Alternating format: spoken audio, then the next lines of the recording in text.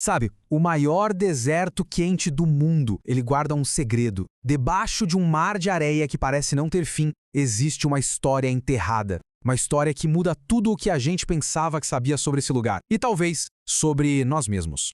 Vamos voltar para 1960. Naquela época, esse era o Teneré, um nome que as pessoas sussurravam com medo.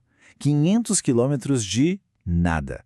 Um vazio tão completo, tão absoluto, que as caravanas de sal, as famosas Azalaí, precisavam cruzar aquilo como se fossem navios no oceano perigoso. O medo não era só da fome e da sede, mas da loucura que aquele horizonte sem fim podia causar. Era literalmente a terra do nada. Pois é, a imagem que vem na cabeça é essa, né? Um vazio. Mas, e se essa terra de espanto já abrigou rios, lagos e até uma civilização cheia de vida? E se o deserto for, na verdade, só um disfarce? Certo, então vamos entrar de cabeça nessa história. Tudo começa com uma expedição super audaciosa, a Missão Berrilier-Ténéré de 1960. Uma equipe que partiu para o coração desse território que ninguém conhecia, com aquela promessa de aventura e a chance de fazer descobertas que poderiam, quem sabe, reescrever a história. Olha só, oficialmente, no papel, o objetivo era bem prático, achar uma rota de abastecimento mais barata para o Chad.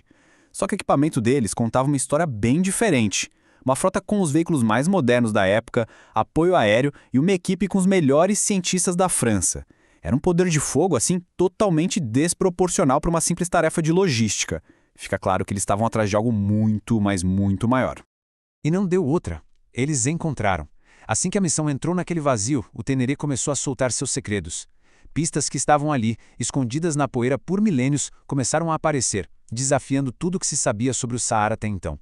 E a primeira grande surpresa, olha que curioso, não veio do chão.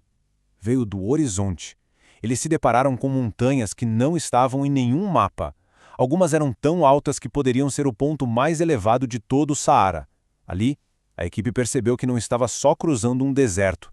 Eles estavam, na verdade, mapeando uma terra completamente desconhecida. Agora, a parte mais fascinante é como a primeira grande descoberta arqueológica aconteceu. Não foi aquele momento eureka, sabe? Foi um processo passo a passo. Tudo começou perto de um lugar chamado Innafalele, com a observação de umas tumbas que eram relativamente recentes. Mas os cientistas notaram uma coisa estranha nas pedras usadas para construir essas tumbas. Elas pareciam muito, muito mais antigas. E o que eram essas pedras? Eram as famosas Pebble Tools, as ferramentas de seixo. Basicamente, a tecnologia mais antiga que a humanidade já criou. O ponto de partida de toda a nossa engenhosidade. Eram simplesmente rochas de quartzo lascadas para criar um lado cortante e que foram encontradas em pouquíssimos lugares no mundo todo. E a idade disso tudo? 600 mil anos. É um número que é quase impossível da gente imaginar, né? Isso queria dizer que os ancestrais mais antigos da humanidade não viveram só na savana. Eles viveram aqui, nas margens de um rio antigo que corria exatamente onde hoje existe o deserto mais temido do mundo. Só que, acredite, essas ferramentas de 600 mil anos eram só o começo da história. O Teneré não guardava a história de um único povo, mas de camadas de civilizações. Conforme a expedição foi mais e mais fundo no deserto, eles acharam evidências de um outro povo de uma era bem mais recente, que deixou para trás algo ainda mais espetacular. Agora tenta imaginar a cena, a emoção no acampamento quando essa mensagem de rádio, tão simples, quebrou o silêncio do deserto. Uma cerâmica, intacta. Era como achar uma agulha num palheiro do tamanho do estado de Minas Gerais. Então, a questão aqui não era só o que eles encontraram, mas como encontraram. O pote, de 50 centímetros, não estava enterrado, nem quebrado em 1000 pedaços. Ele estava ali, em cima da areia, como se o dono tivesse acabado de largar ele ali. Era a cena de um salve-se quem puder em massa, uma fuga repentina de alguma catástrofe que a gente não conhece. E não foi só o pote, não. A partir daquele momento, foi como se um mundo perdido começasse a brotar da areia. Machados polidos com uma perfeição incrível, braceletes de granito, joias super delicadas e centenas de moedores de grãos, o que sugere agricultura ou, no mínimo, uma colheita muito bem organizada. E isso aqui mostra de um jeito brilhante o nível de sofisticação desse povo. Eles descobriram uma oficina do período neolítico, um lugar de produção em massa de ferramentas. A matéria-prima, um tipo específico de pedra, vinha de montanhas a mais de 300 quilômetros de distância. Isso aponta para planejamento, para uma mão de obra super organizada e, quem sabe até, redes de comércio.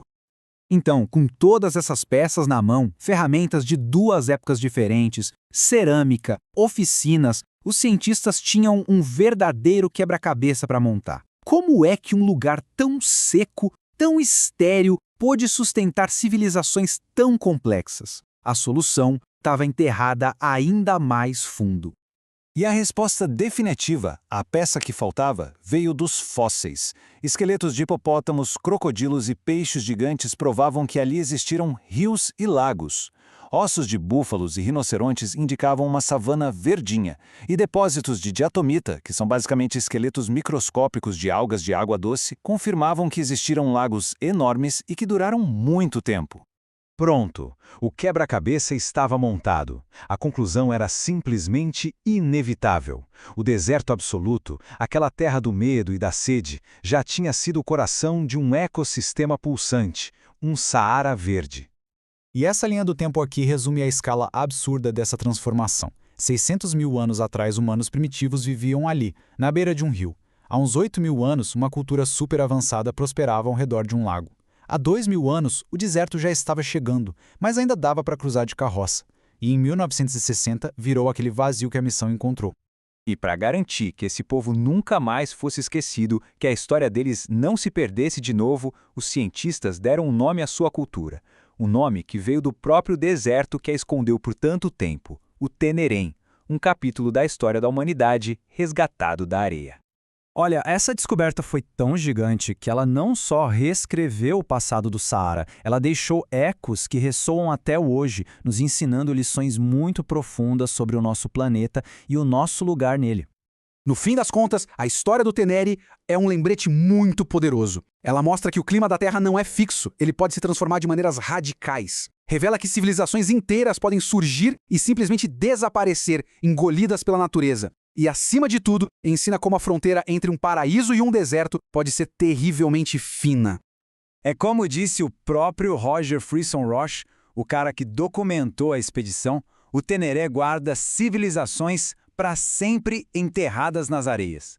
Uma imagem que inspira tanto admiração quanto um sentimento profundo de perda. E isso tudo nos deixa com uma última pergunta, uma reflexão. O Teneré guardou seu segredo por milênios, disfarçado de vazio.